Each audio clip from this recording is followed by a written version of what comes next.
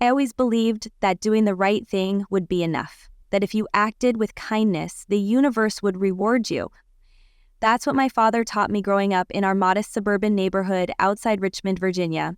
Help people when you can, he said, even when it's not convenient, especially when it's not convenient.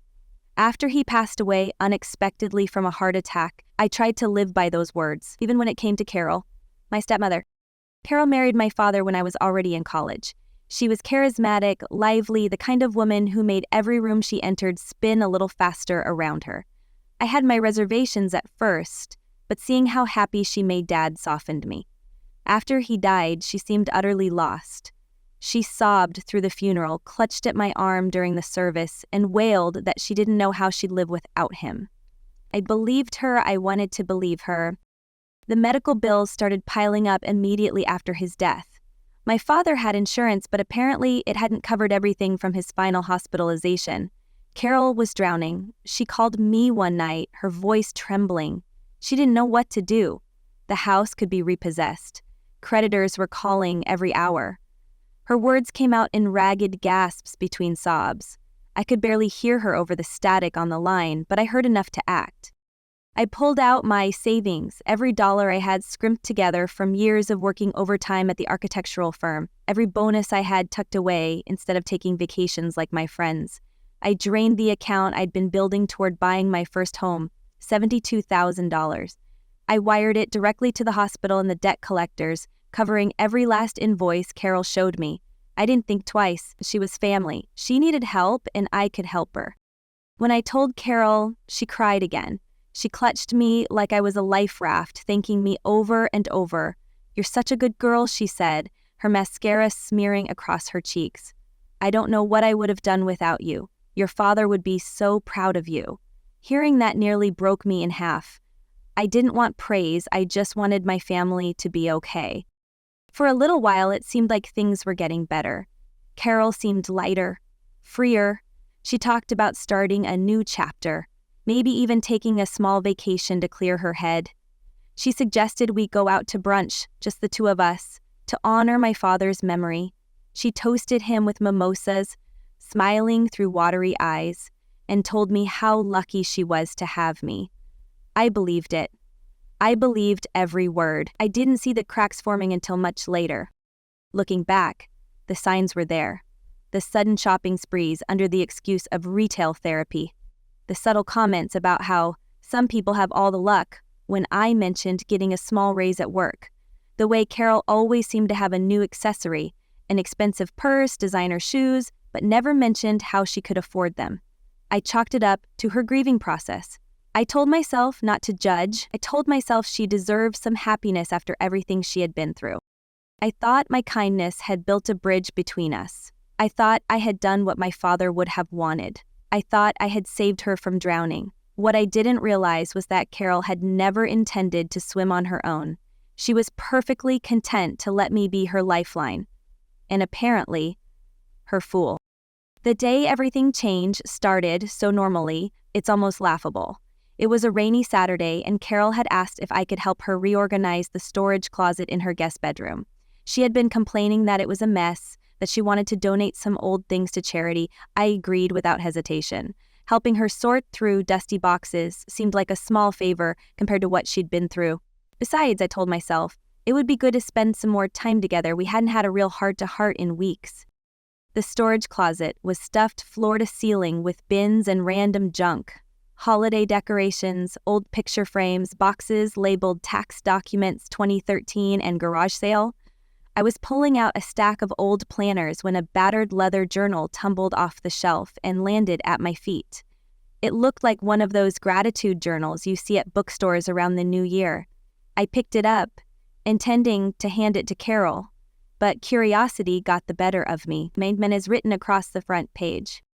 Not in a sweet, sentimental way, not a dear Emily or to my beloved stepdaughter, just Emily, underlined twice in hard, angry slashes. Something twisted inside my gut. I knew I shouldn't open it. I knew it was a violation of privacy. But something about that angry handwriting, something about the way my name sat there like an accusation, made my fingers tremble as they flipped to the first page. What I read made my blood run cold. The first few entries in the journal felt like punches to the gut. At first I thought maybe I was misreading them, that there had to be some explanation, maybe she was venting, maybe it was grief talking. But the more I read, the more obvious it became. Carol hadn't just vented, she had documented her contempt for me in vivid, gleeful detail. "Emily is as gullible as a Labrador puppy," one entry read. "All you have to do is whimper a little and she comes running, checkbook in hand, daddy's little girl still desperate for approval." I sat there on the dusty carpet, the journal trembling in my hands, as my heart broke over and over again with each new line. There were entries where she mocked the way I dressed, calling my work clothes cheap and try-hard. She wrote about how pathetic I looked when I proudly told her I had been promoted, noting that my tiny salary wouldn't even cover the maintenance on her car. She laughed at how I had given up my dreams of buying a house, claiming that it was amusing to watch me sacrifice for someone smart enough to manipulate her. And then there were the truly cutting parts, the ones where she detailed how she had purposely played the grieving widow to wring sympathy and money out of me. She described fake crying and phone calls, rehearsing her sobs before dialing my number, writing out lists of which bills to show me to maximize my guilt. "I barely had to push," she wrote in one particularly cruel entry. "A few tears, a few choked words about Dad, and she was wiring tens of thousands like a good little wallet. I felt physically ill reading it. I could still remember the night I made those transfers, the sense of duty that had tightened around my chest like a vice, the guilt that kept me awake for weeks after. She hadn't just taken advantage of me, she had planned it step by step, mocking me all the while. I must have sat there for an hour, paralyzed, reading every entry. Part of me wanted to scream, to throw the journal across the room, to confront Carol immediately, but another part of me, a colder, quieter part, told me to keep reading. I needed to know the full extent of the betrayal. I needed to see it through. Toward the end of the journal, the tone shifted slightly. The entries became more strategic, more calculated. Carol detailed her plans to leverage my guilt even further. She wrote about needing new kitchen renovations and how she could probably make me feel bad enough to pay for part of them by tying it to memories of my father, maybe telling me he'd always wanted a better oven. She mentioned vacations she wanted to take and how she might justify them as mental health necessities after everything she'd endured. But the worst entry, the one that made my hands go cold and my vision blur with rage, was dated just a month prior. "Found Dad's old safe deposit key," she wrote. "Bank confirmed it's still active. We'll check contents next week. Hopefully Emily's too stupid to realize Dad might have left her something separate. If so, easy enough to keep it buried. She's too busy playing savior to ask questions." I closed the journal slowly, my hands shaking so badly I nearly dropped it. The betrayal wasn't just emotional, it was financial. It was legal. My father, my sweet, meticulous father who had always planned for everything, had tried to protect me even after his death, and Carol had deliberately hidden it from me. The storage closet blurred around me as tears welled up in my eyes, but I refused to let them fall. Not here, not now. I slipped the journal into my bag and forced myself to finish helping Carol with the boxes, acting as if nothing was wrong. Every smile I forced felt like it was slicing my own skin, but I knew I had to be careful. I needed time to think, to plan, to gather proof beyond the journal, just in case. Later that night, alone in my apartment, I reread the most damning passages by the light of my desk lamp. My mind raced with possibilities, but one thing became clear almost immediately. I couldn't confront her yet. I couldn't just scream at her, throw the journal in her face, and storm off. That would only give her time to cover her tracks. No, I had to be smarter than that. I had to be patient. I called an old friend, Sam, who worked at a local law firm, and asked if he could recommend someone who handled wills and estates. Within 24 hours, I had a meeting scheduled with a probate lawyer named Olivia, a sharp, no-nonsense woman who listened intently as I laid everything out. The journal, the safe deposit box key Carol mentioned, my father's sudden death, and the suspicious way Carol had insisted on handling all the paperwork herself. Olivia didn't sugarcoat it. "If what you're telling me is true," she said, flipping through the notes I'd compiled, "then you have a serious case of inheritance fraud. If your father left anything explicitly to you and Carol hid it, she's in breach of fiduciary duty and possibly more. We began the process of requesting the safe deposit box records and any copies of my father's will that the bank or courthouse might have. It would take time, weeks, maybe months, but Olivia was confident we would find something. People like your stepmother, she said, they always think they're smarter than everyone else. They get sloppy. In the meantime, I kept up the facade with Carol. I attended the occasional brunch, answered her texts with polite enthusiasm, even complimented her new mental health vacation plans. It made my skin crawl to pretend, but it gave me access to her world, to the casual ways she bragged without realizing what she was revealing. At one brunch, sipping overpriced lattes under the warm spring sun, Carol laughed about how some people were just too nice for their own good. She didn't know that across the table, the girl she thought of as a naive wallet was plotting the meticulous collapse of her carefully constructed lie. I left that day with a fake smile plastered on my face and a burning determination in my chest. I wasn't going to just reclaim what was mine.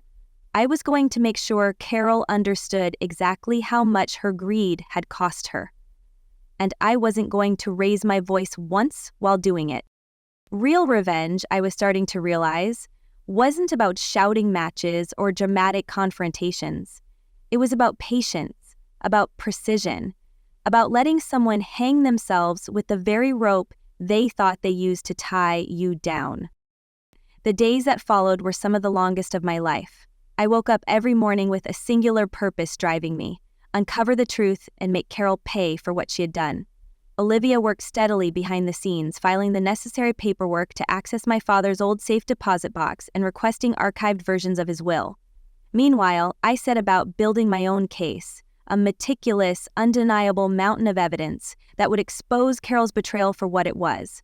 Every free moment outside of work became dedicated to digging through my father's old records. I searched the attic of the house he and Carol once shared, combing through boxes of tax returns, insurance policies, old letters, anything that could provide a clue.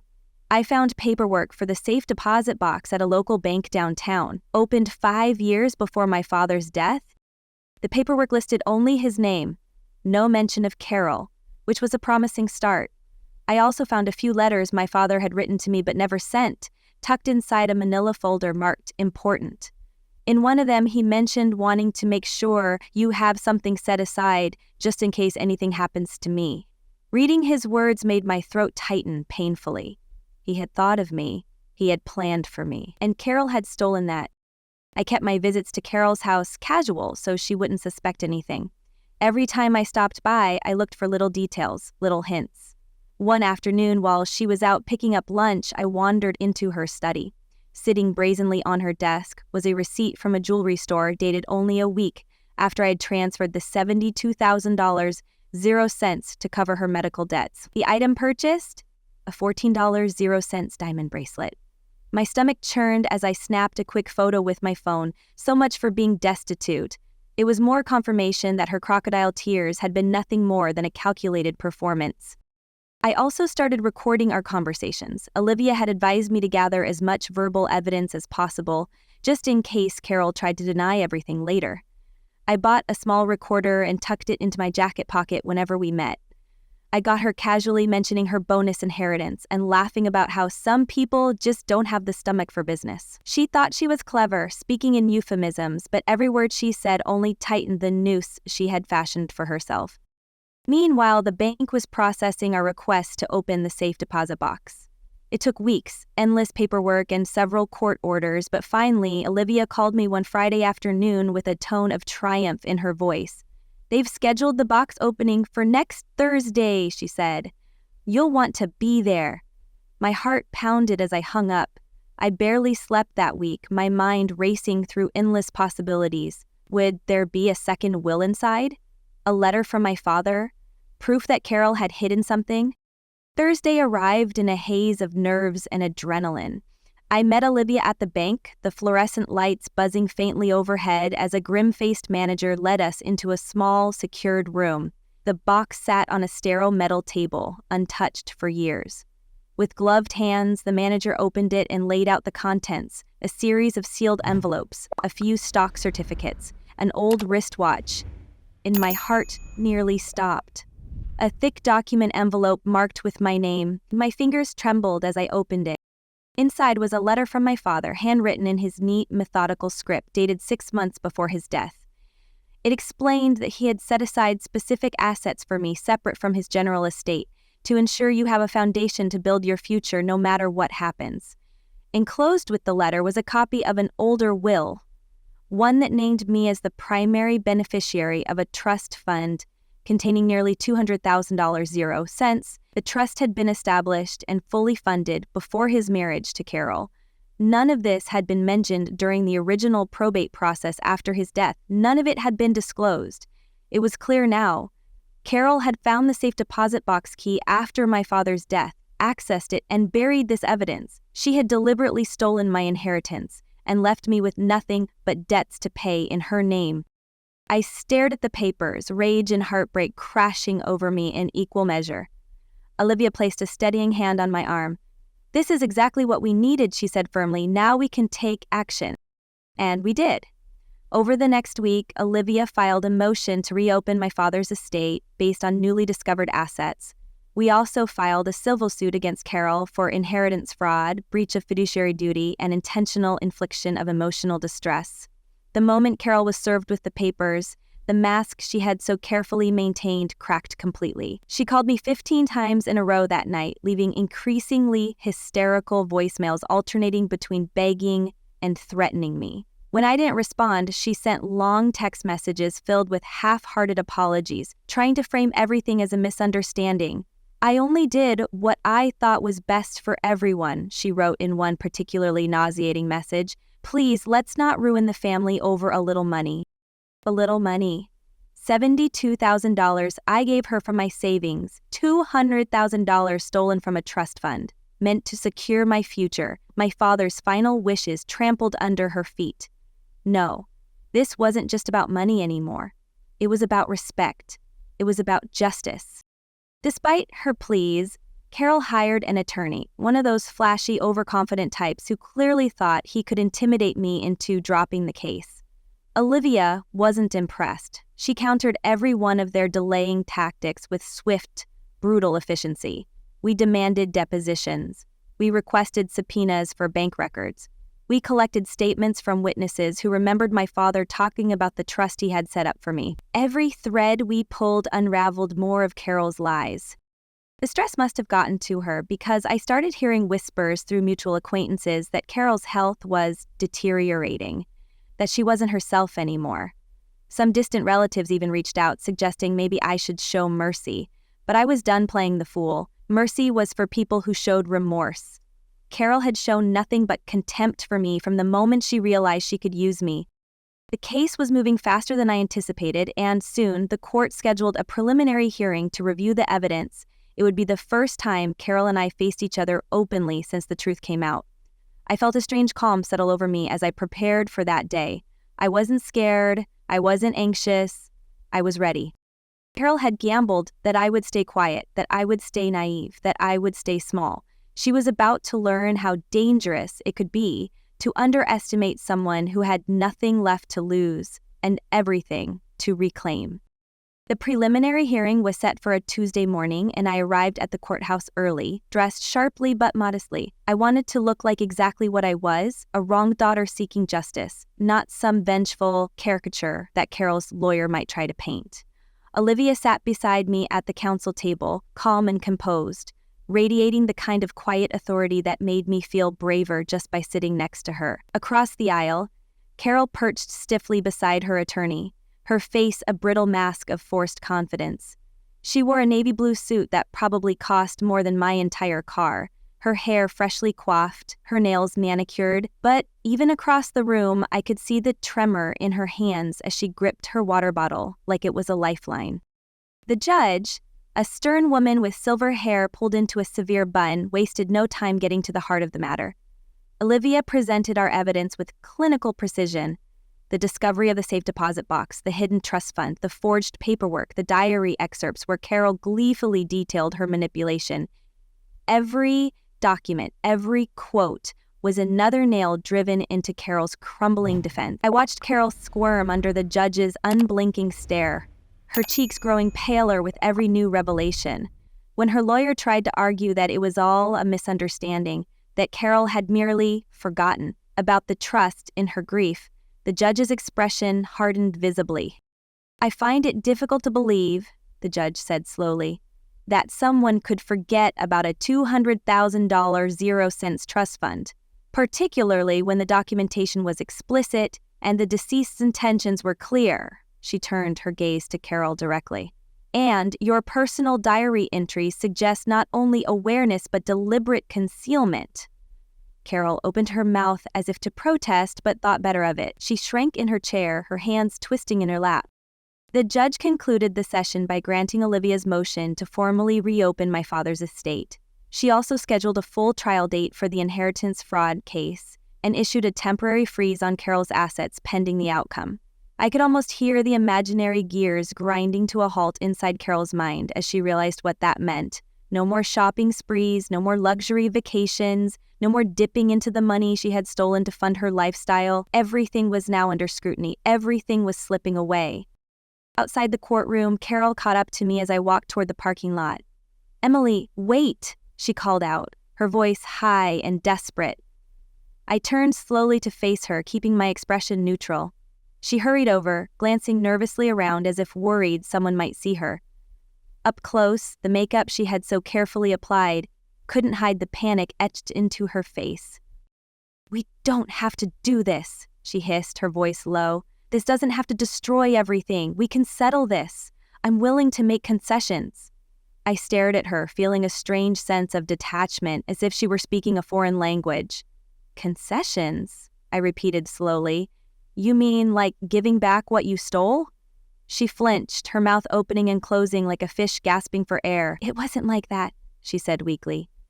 "You don't understand the pressure I was under after your father died. You think it's easy, being left with all the responsibility?"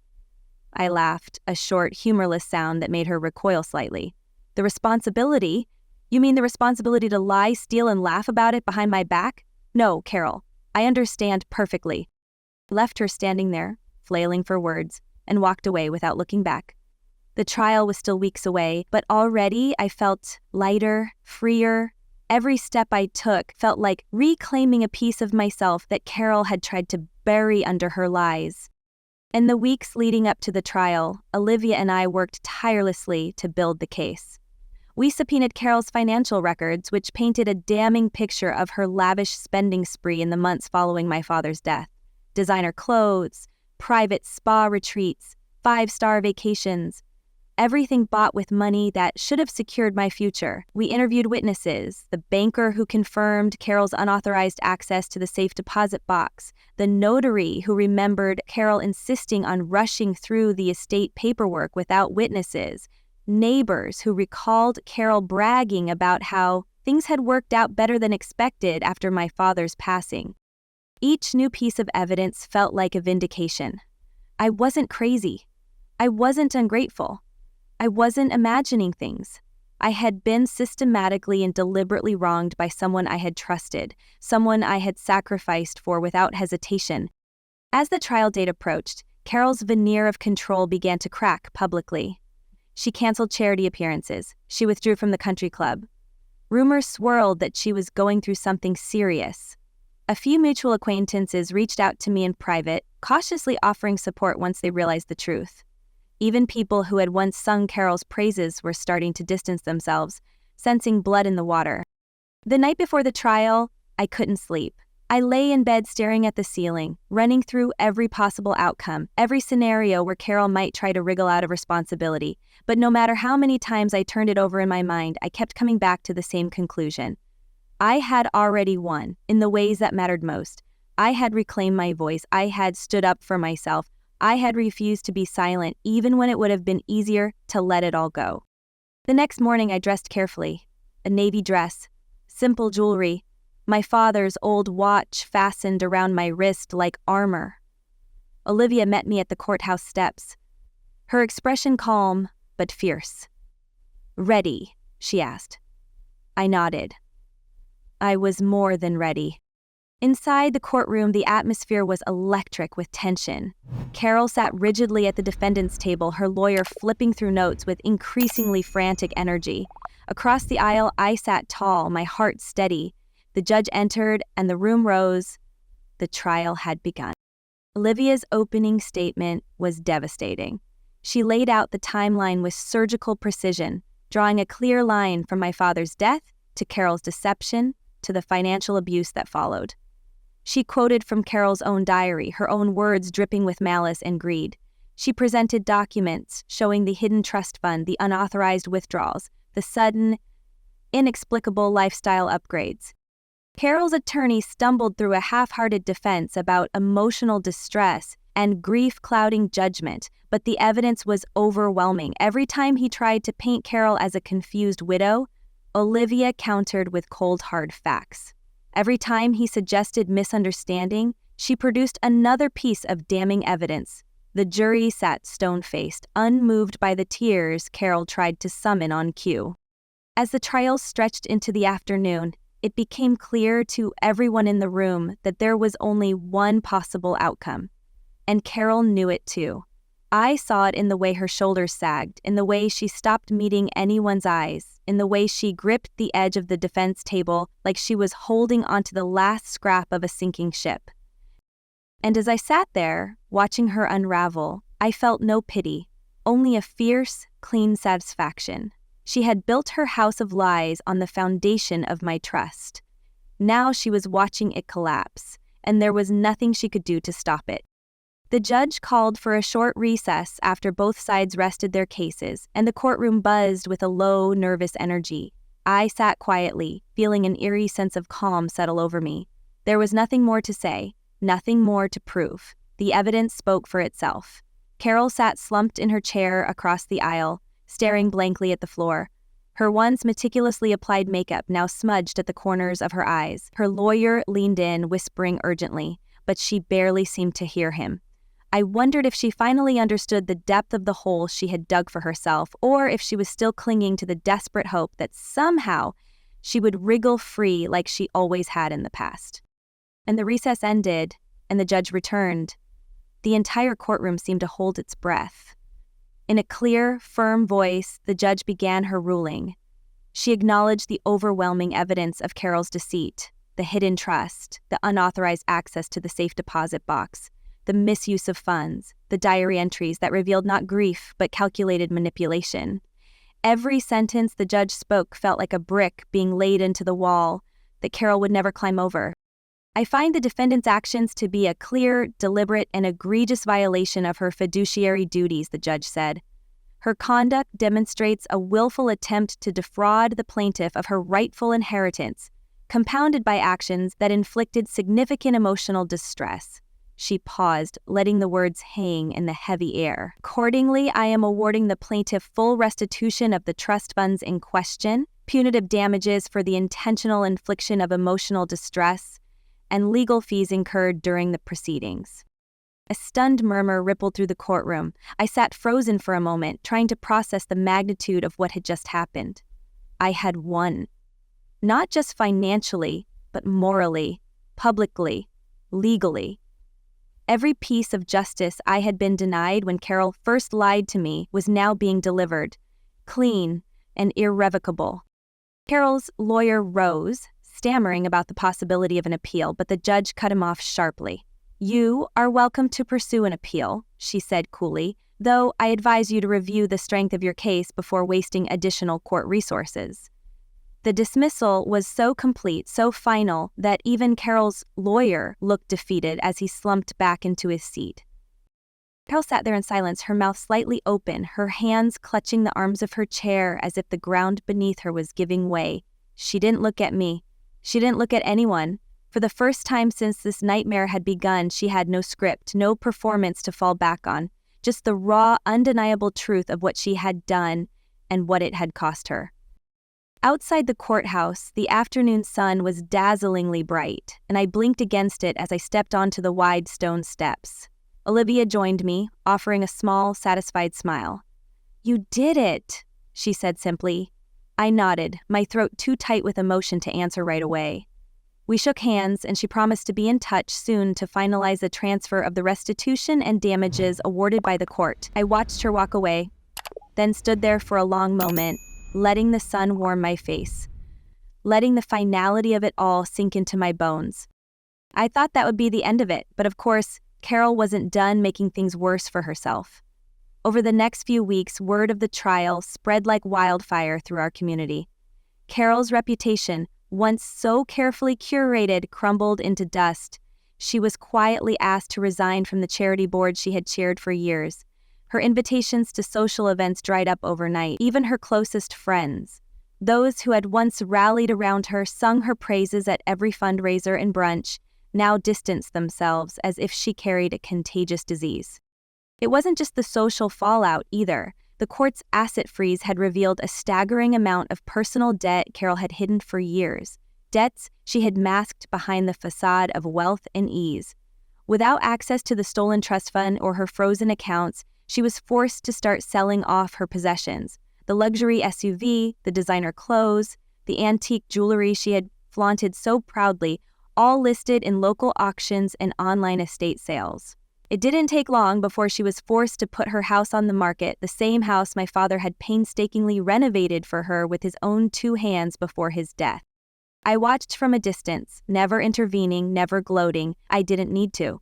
Carol was dismantling her own life piece by piece, just as methodically as she had once dismantled my trust in her. Every whisper behind her back, every door closed in her face, was a consequence she had earned, not one I had orchestrated. That was what made it so satisfying. She had no one to blame but herself. One afternoon, as I was leaving work, I found Carol waiting for me outside the parking garage. She looked older somehow, smaller. The stylish armor she used to wear was gone, replaced by a wrinkled blouse and scuffed shoes. For a moment, I barely recognized her. "Ah, Emily," she said, her voice hoarse. "Please, can we talk?" I considered her carefully. Every instinct in me screamed to walk away, but something quieter, something sharper made me pause. I crossed my arms and waited. "I'm sorry," she said after a long moment. The words dragged from her like barbed wire. "I never meant for it to go so far. After your father died, everything felt so empty. I panicked. I made mistakes. Please, I have nothing left."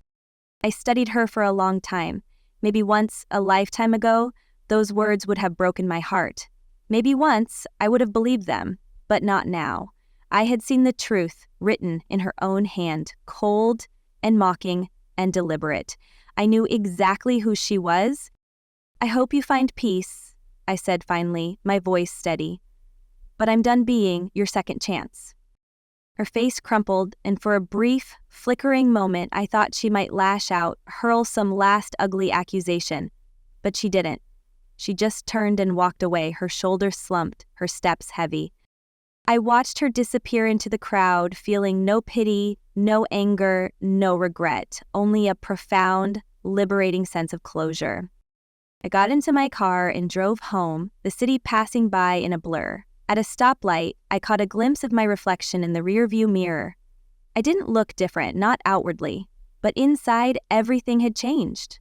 I wasn't the naive girl who had written check after check, hoping that love and loyalty would somehow be enough. I wasn't the broken daughter who had cried herself to sleep, wondering how it had all gone so wrong. I was something else now, something stronger. And as the light turned green and I drove forward, leaving the courthouse and Carol behind me, I realized something else too.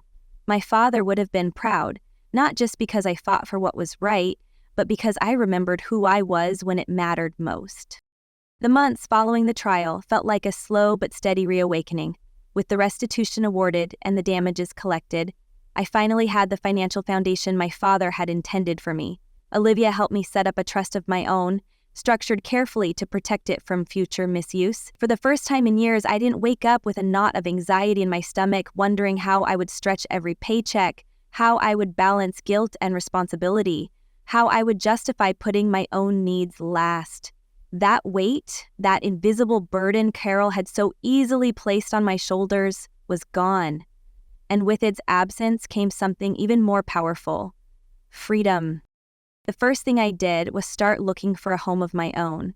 Not a rented apartment with beige walls and noisy upstairs neighbors, but a real home, one I could invest in, grow into, make truly mine. I spent weekends driving through quiet neighborhoods, walking through open houses, feeling the thrill of possibility hum in my veins. I wasn't looking for anything extravagant. I didn't need a mansion or a penthouse suite. I wanted warmth, security, a place to build the kind of life my father had dreamed I would have. Eventually, I found it. A modest, craftsman-style house on a tree-lined street just outside the city, with a deep front porch and a backyard that caught the afternoon light in golden waves. It needed some updates, a little paint, a lot of love, but it was perfect. It was mine. Signing the papers at the closing felt surreal. I half expected someone to burst through the door and snatch the pen from my hand, accuse me of some fraud, tell me it was all a mistake. Years of betrayal had left scars I didn't even realize I carried, but no one came. No accusations. No chaos. Just me, a stack of documents, and a key that fit a door waiting to be opened. I held that key in my hand as I walked up the front steps for the first time, the late afternoon sun casting long, soft shadows across the porch. Turning the lock, stepping inside, breathing in the scent of fresh paint and new beginnings, I felt something uncoil deep inside me, something that had been knotted tight for far too long.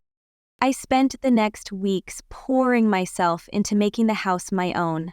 I painted the walls soft, welcoming colors, filled the rooms with light, chose furniture that reflected who I was rather than who I thought I needed to impress. I planted a small garden in the backyard, herbs and wild flowers, and a stubborn little rose bush that reminded me of my father's old garden growing up. Each nail I hammered, each brushstroke, each seed planted felt like a small, defiant act of reclaiming my life from the wreckage Carol had tried to leave me with. I didn't tell many people about the trial, about what had happened behind closed doors, not because I was ashamed, far from it, but because I realized that not everyone needed to know every wound I carried. I chose carefully who I let into my new world.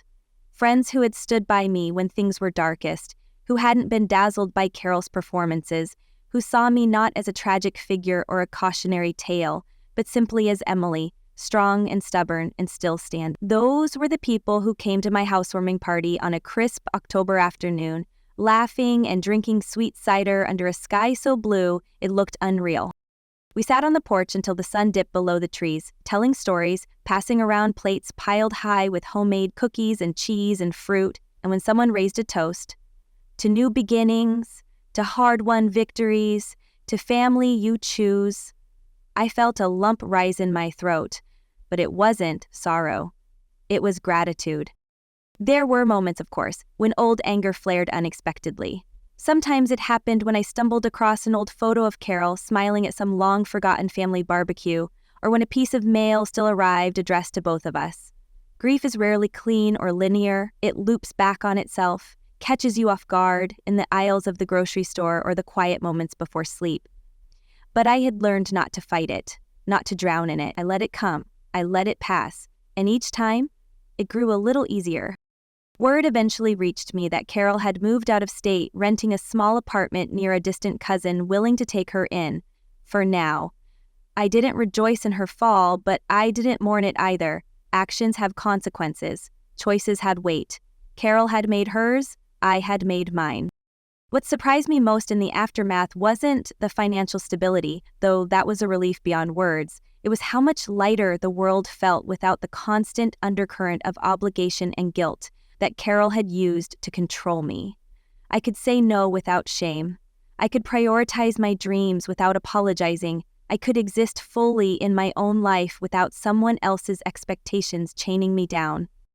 I enrolled in evening classes at a local college, finally chasing the degree I had shelved years ago when money and family responsibilities had pulled me away.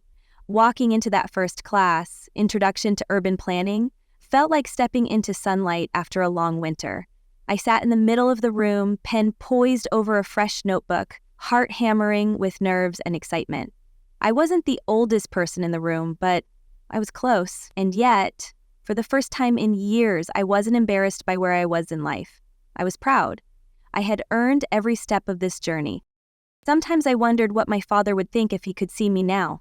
I imagined him standing in my little backyard, surveying the scraggly rose bush with approval, teasing me about my terrible hammering skills as I built a new bookshelf for the living room. I thought he would be proud, not just of the house or the classes or the financial security, but of the fact that when I was faced with betrayal and cruelty, I chose to stand up rather than be crushed. I chose to fight, not with cruelty of my own, but with patience, truth, and unwavering belief in my own worth. One evening, as autumn deepened and the air grew crisp and sharp, I sat on my porch with a mug of tea, wrapped in a thick sweater, watching the leaves tumble from the trees in lazy spirals. The world was quiet, peaceful, a far cry from the chaos and betrayal that had once filled every corner of my mind. I thought about everything I had lost and everything I had gained, about the girl who had once believed that kindness alone was enough, and the woman who now knew that kindness must sometimes be armored with strength. I took a long sip of tea, savoring the warmth, and smiled. I wasn't just surviving anymore. I was living on my own terms, in my own home, in a life I had built with my own two hands. And for the first time in a very long time, I felt whole. Winter settled into the city with a heavy stillness, blanketing the streets in soft layers of snow and muting the usual hustle and noise. I found myself drawn to long walks in the cold, my boots crunching over fresh powder, my breath rising in visible puffs against the gray sky. There was something cleansing about the starkness of winter, the way it stripped everything down to bare essentials. It mirrored how I felt inside. Stripped of old fears, old obligations, standing on solid ground for the first time in years. The legal battles were behind me. The house was slowly but surely becoming a home, and my coursework was progressing better than I had dared to hope. Each day felt like a small but meaningful step forward into a future I was finally free to design for myself. Around the holidays, a letter arrived, an official notification confirming the final closure of my father's reopened estate. It was a simple document, dry and bureaucratic, but to me it felt like a ceremony, a binding spell sealing the past firmly away where it belonged. I sat at my kitchen table, the letter spread before me, and allowed myself a long, steady breath. It was over. Not just legally, but emotionally. Peril could no longer reach me, no longer cast shadows over my choices or my peace of mind. She had been a chapter in my story, yes, but only a chapter, not the beginning, not the end. In the months that followed, I rebuilt my life, carefully, deliberately. I learned to trust again, not blindly, as I once had, but with eyes open and heart guarded where it needed to be. I reconnected with old friends I had withdrawn from during the darkest times, and I let new friendships bloom slowly, organically, without the desperate need for validation that had once made me vulnerable. I volunteered at a local community garden, finding unexpected joy in digging my hands into the earth, coaxing life from barren soil. There was something profoundly healing about nurturing something tangible, watching it grow, untainted by betrayal or loss. Occasionally, I would hear whispers about Carol's life from distant acquaintances, a failed business venture, mounting debts, strained family ties, but I paid them little mind. I no longer needed to track her downfall for satisfaction. Her fate was no longer intertwined with mine. She was simply another person in the world, making choices and living with the consequences, just as I was. There was a strange kind of peace in that realization, a severing of the last invisible threads that had once bound me to her. One evening in early spring, as the first tentative green shoots pushed up through the thawing ground, I found myself sitting on the porch again, wrapped in a light sweater, watching the sunset spill gold across the horizon. The rose bush in the backyard, the one I had planted stubbornly the previous fall, was beginning to bud. Tiny, fragile promises of blooms to come. I thought about my father then, not with the raw, aching grief that had once consumed me, but with a quiet, enduring love. I remembered his laugh, his patience, the way he always believed in building something better even when it was hard, even when it hurt. I whispered a thank you into the evening air, not certain if it would reach him, but feeling the warmth of it anyway. Thank you for teaching me to fight for myself. Thank you for teaching me that kindness must be paired with strength. Thank you for giving me the foundation, the courage to stand tall even when the ground shifted beneath me. As the sky darkened and the first stars blinked into existence overhead, I realized that this was what healing looked like. Not the absence of scars, but the ability to move forward without them defining you. I was not the girl who had been deceived. I was not the daughter who had been used. I was not the victim of someone else's greed. I was a woman who had faced betrayal head-on, who had demanded justice, who had chosen to reclaim her life without losing her soul in the process. I stood up, brushing the dust from my jeans, and made my way back inside, closing the door gently behind me. Tomorrow there would be more work, more classes, more small steps toward the future I was building, but tonight there was only this: the quiet, the stars, the house that was mine, and the unshakable certainty that I had survived not in spite of the fire, but because I had learned how to walk through it without letting it consume me. And for the first time in my life, that was enough.